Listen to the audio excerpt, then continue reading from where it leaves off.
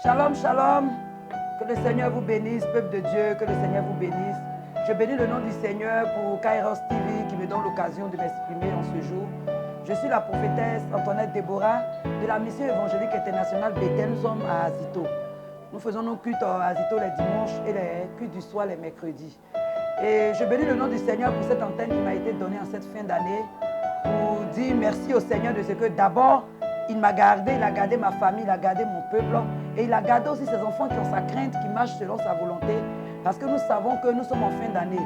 C'est vrai, nous pouvons dire que c'est le calendrier grégorien, mais que nous le voulions ou pas, les règles ont été fixées par le monde. Et nous constatons effectivement que en chaque fin d'année, les choses qui se passent ne se passent pas souvent très bien.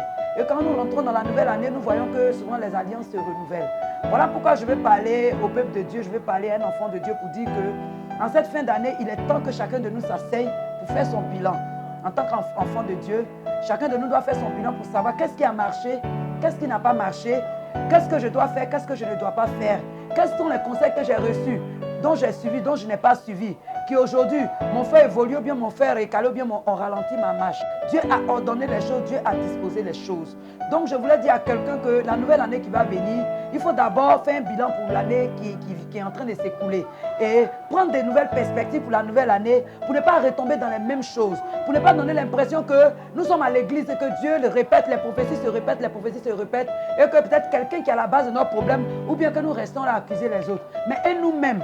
Donc je voulais dire à quelqu'un de faire attention. Si le Seigneur t'a gardé jusqu'à maintenant, l'année est presque à sa fin, que le Seigneur puisse encore nous garder jusqu'à ce que nous voyions la nouvelle année et que nous renouvelions plutôt notre alliance avec Dieu et que nous ne permettions pas que nos ennemis puissent renouveler encore leur alliance sur nous pour que la vie soit toujours un perpétuel recommencement. Soyons prudents, soyons fidèles à Dieu et que la parole de Dieu vive abondamment dans nos cœurs, que nous nous attachions davantage au Seigneur comme la parole de Dieu a dit, que celui qui a péché comme la parole de Dieu pêche davantage. Mais moi, il dit à quelqu'un ne pêche pas davantage.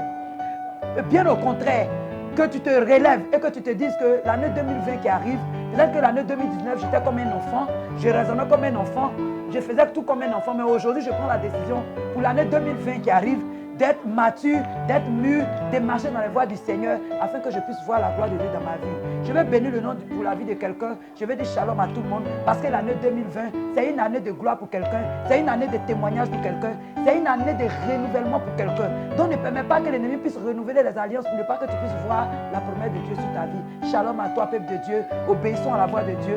Marchons selon la voie du Seigneur cette fin d'année pour que nous puissions voir 2020. Que Dieu vous bénisse, que Dieu vous bénisse.